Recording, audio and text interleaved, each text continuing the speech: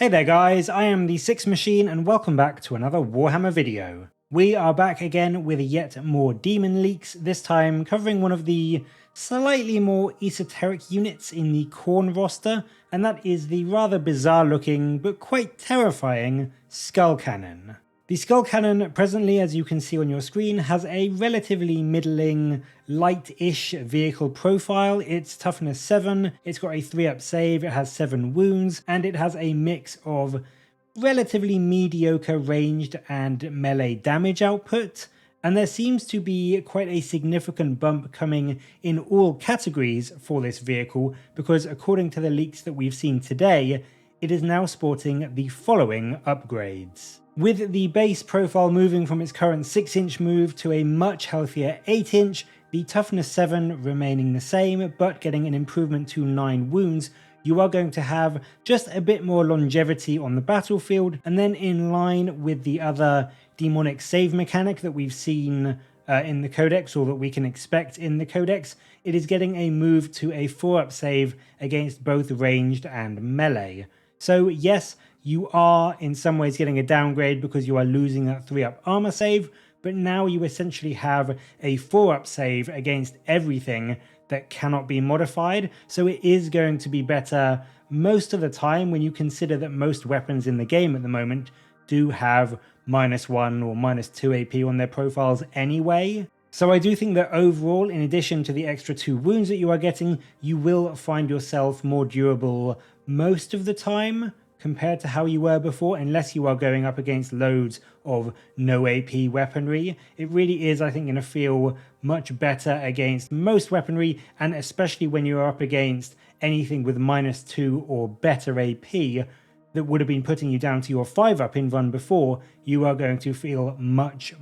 more survivable. On the ranged front, there are also some very welcome, relatively simple changes, but they are very welcome nonetheless. You are going to D3 plus 3 shots instead of D6, you are going to -3 AP instead of -2, and you are going to a flat 2 damage instead of D3, all still at the same strength 8. So this is, as I said, mainly a reliability consistency buff rather than an out-and-out damage boost, but it does mean that you will have a lot more, as I said, consistency from your skull cannons now, knowing that you will be doing a minimum of 4 shots rather than rolling the 1, and knowing you will be doing a minimum of 2 damage rather than, again, rolling the 1 for your damage. The extra AP is just a nice little cherry on top. I think for me personally, the big win is that consistency and that reliability that you will have from your skull cannons now. It's still not the most terrifying gun, but it is fairly effective at taking out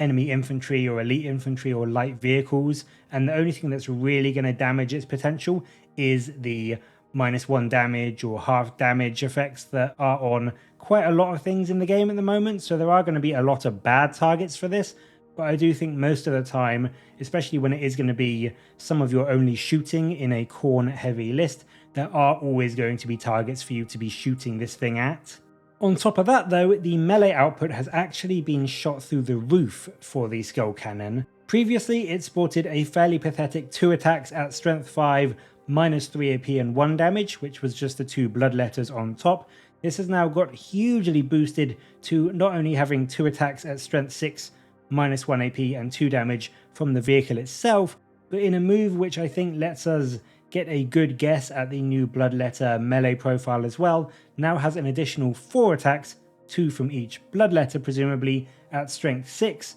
-3 AP and a flat 2 damage. So that is potentially 6 strength 6 attacks, each doing 2 damage now. So this thing is going to be quite good at cleaving through enemy infantry or light infantry, or again, very light vehicles like land speeders and venoms and that sort of thing.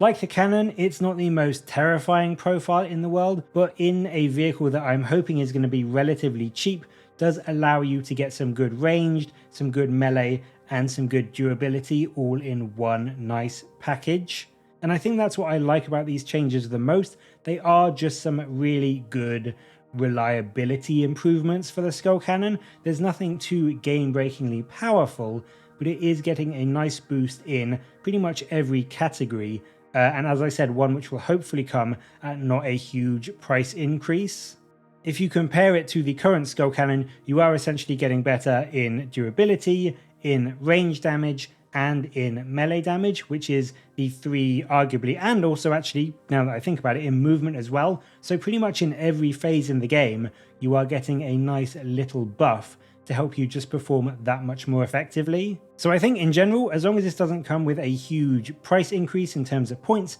I think the Skull Cannon is going to be a fairly good addition to a specifically Khorne heavy list. Maybe there will be better options if you are going sort of, across all the gods, but if you are going mono Khorne, I do think that Skull Cannons are going to bring a nice useful unit that you can bring in your armies now.